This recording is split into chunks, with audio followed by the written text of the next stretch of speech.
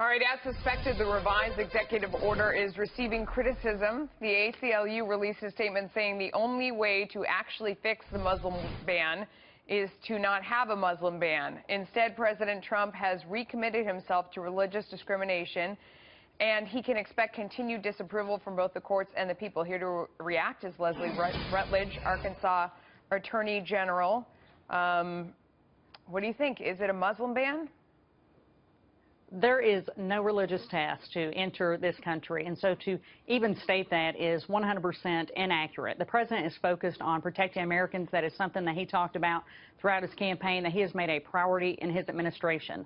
The 6 countries that are part of this travel pause, really is what it is, are 6 countries that have been identified as having been compromised by terrorism, not only by this administration, by Congress, but by the previous administration.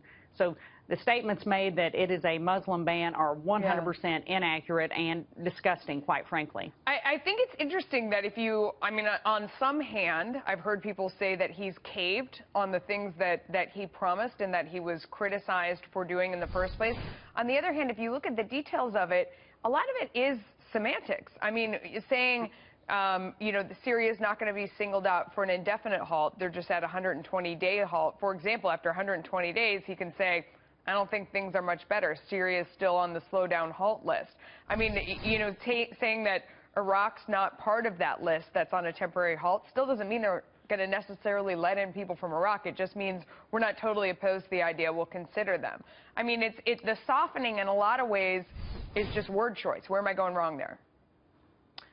Well, it's not necessarily a softening. It's using more precise language, and that's the difference in this executive order. And the previous one is using that precise language. So that way, individuals, even in our courts, as we saw, who misconstrued the language, who misinterpreted the language. For example, with regard to green card holders, this travel pause does not apply to green card holders. It does not apply to refugees who are scheduled for transit already by the State Department. So it used that precise language, which I think is so important, and that's why they went back. Instead of having this fought out and continued litigation, to go ahead and use precise language, so that way the courts, it is clear to the courts, it's clear to individuals that who this applies to and who it does not apply to. You talk about using precise language, and when people say it's a Muslim ban, you want to point to all the Muslim countries like Saudi Arabia who aren't impacted by this change, and there are many more places around the world. I think it only impacts 15% of the world's Muslim population.